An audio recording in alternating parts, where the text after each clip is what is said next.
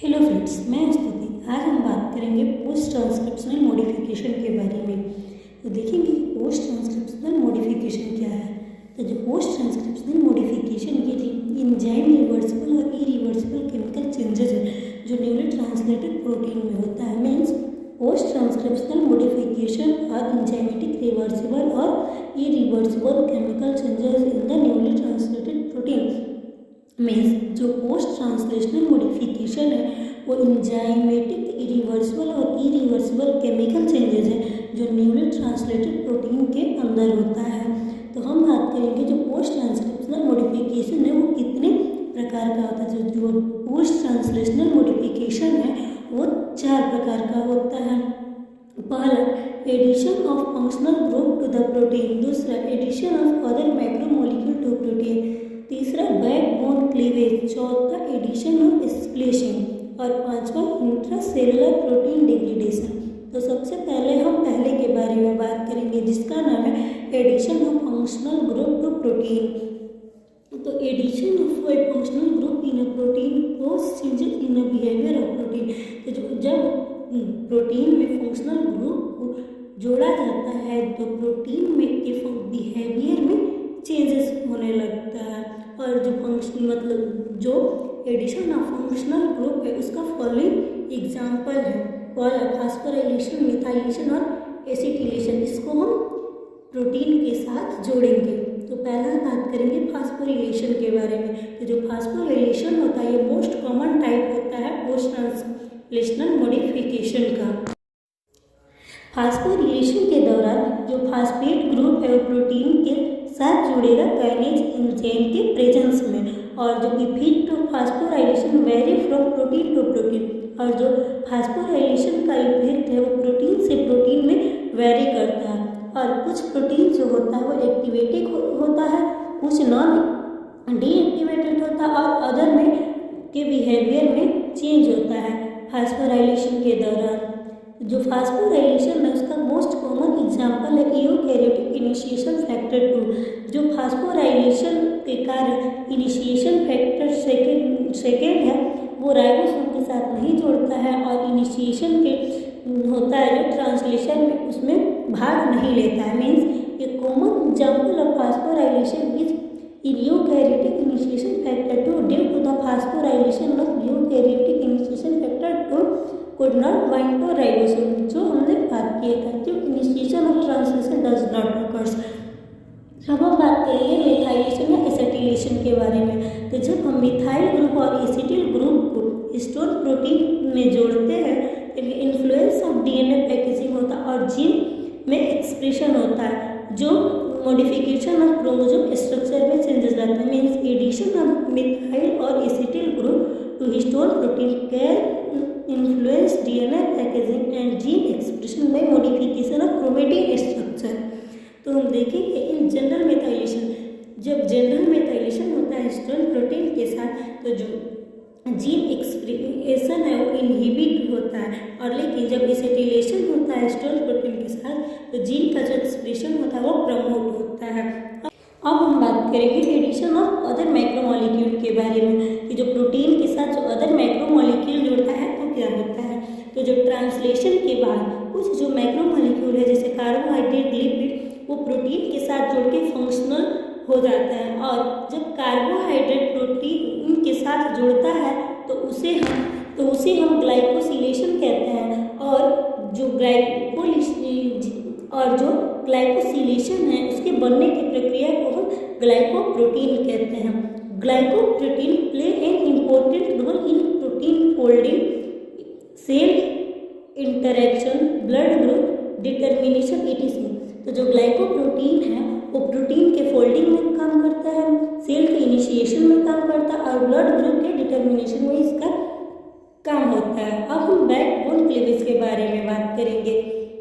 तो it is the process of cutting of single polypeptide chain into smaller fragment. तो जो backbone cleavage है यह एक प्रोसेस है जिसमें सिंगल जो पॉलीपेप्टाइड चेन होता है वो स्मॉलर फ्रेगमेंट में कट जाता है।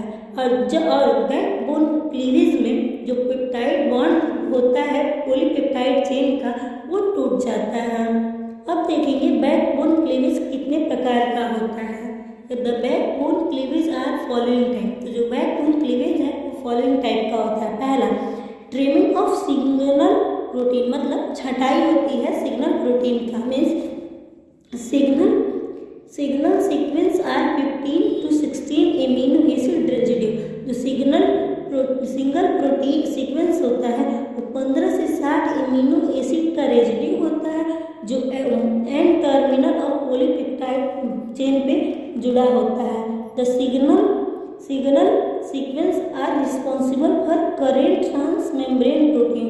जो सिग्नल सीक्वेंस होता है वो रिस्पॉन्सिबल होता है ट्रांसमेम्ब्रेन ट्रांसपोर्ट का जो करेंट में रहता है। जब the transport of protein is completed, the signal sequence cut by single polypeptide enzyme, polypeptidase enzyme. इसका मतलब ये हुआ कि जब प्रोटीन का ट्रांसपोर्ट होता है तो जो सिग्नल सीक्वेंस होता है वो कम्प्लीटली क्या हो जाता है, कट हो जाता है सिग्नल पेप्टाइडेज एंजाइम के द्वारा। के बारे में बात करेंगे जिसका नाम है converting inactive precursor protein into active protein. तो many protein are produce in the form of inactive precursor. जो मेनी प्रोटीन होता है वो इनएक्टिव प्रिकर्सर को प्रोड्यूस करता है। Some part of protein cut from active protein, और जो कुछ प्रोटीन होता है वो एक्टिव प्रोटीन से कट हो जाता है। एग्जाम्पल के लिए आफ्टर ट्रांसलेशन के बाद जो इंसुलिन है वो प्रोड्यूस होता है लॉन्ग पॉलीपेप्टाइड चेन के रूप में जिसे हम प्रो इंसुलिन कहते हैं। और जो इंसुलिन होता है वो पेनक्रियाज में पाया जाता है। इट कंटेन 3 पॉलीपेप्टाइड चेन, और जो प्रो इंसुलिन है वो 3 पॉलीपेप्टाइड चेन को कंटेन करता है। पेप्टाइड ए, पेप्टाइड बी और पेप्टाइड सी। लेकिन जो पेप्टाइड सी है वो कट आउट और रिमूव हो जाता है प्रो इंसुलिन से और कन्वर्ट हो जाता है एक्टिव इंसुलिन में। और जो एक्टिव इंसुलिन है उसमें 2 पॉलीपेप्टाइड चेन पाया जाता है, पहला ए और B. Those are linked together disulphide bond, और जो पेप्टाइड ए और पेप्टाइड बी है वो डाइसल्फाइड बॉन्ड के द्वारा जुड़ जाता है। अब हम बात करेंगे प्रोटीन स्प्लिसिंग के बारे में। तो in many newly form protein the portion like extreme and intein are found. जो मेनी न्यूली फॉर्म प्रोटीन है उसके पोर्शन में एक्सट्रीम और इंट्रीम पाया जाता है जो एक दूसरे से एनालॉगस होता है। Means they are analogous to exon और इंट्रॉन। जो एक्सट्रीम और इंट्रीम है ये दोनों एनालॉगस होता है एक्सॉन और इंट्रॉन के, जो mRNA का होता है। The intein are also called selfish element. जो इंट्रीन होता है वो सेल्फिश एलिमेंट होता है, लेकिन जो इंट्रीन होता है यूजुअली सेल्फ स्प्लिसिंग होता है और रिमूव होता है फाइनल प्रोटीन से। और जो इंट्रीन है वो नहीं होता है हर ह्यूमन सेल में। मीन्स इसका मतलब ये हो जो इंट्रीन है ये ह्यूमन सेल में नहीं पाया जाता है, लेकिन जो एक्सट्रीम है ये ह्यूमन सेल में पाया जाता है। अब हम बात करेंगे इंट्रासेलुलर प्रोटीन डिग्रेडेशन के बारे में। तो जो इंट्रासेलुलर प्रोटीन डिग्रेडेशन है वो level of protein within cell is determined not only by rate of synthesis. मतलब जो लेवल होता है प्रोटीन का वो विदिन सेल का होता है और ये डिटरमाइन नहीं करता है रेट ऑफ सिंथेसिस का, लेकिन also by the rate of degradation. लेकिन ये रेट ऑफ डिग्रेडेशन में भाग लेता है। The differential rate of protein degradation is an important aspect of cell regulation. जो डिफरेंशियल रेट होता है प्रोटीन का वो मोस्ट इम्पोर्टेंट एस्पेक्ट होता है सेल रेगुलेशन के लिए। जैसे डीएनए रिपेयर में, इमैच्योर रिस्पॉन्स सेल साइकिल में और ट्रांसक्रिप्शन रेगुलेशन में। In prokaryotic cell these are 2 major pathway for intracellular protein degradation. Eukaryotic cell में 2 मेजर पाथवे होता है इंट्रासेलुलर प्रोटीन डिग्रेडेशन का। पहला लाइसोसोमल पाथवे और दूसरा यूबिक्विनियन प्रोटियोसोम मेडिएटेड प्रोटीन डिग्रेडेशन। तो पहला तो लाइसोसोमल पाथवे हमको नहीं पढ़ना अपने सिलेबस में, दूसरा पढ़ना ubiquitin proteasome mediated protein degradation के बारे में। तो जो ubiquitin proteasome mediated protein degradation है ये मेजर पाथवे है सेलेक्टिव प्रोटीन डिग्रेडेशन का जो यूकैरियोटिक में होता है। Means it is a major pathway of selective protein degradation in protein eukaryotic cell.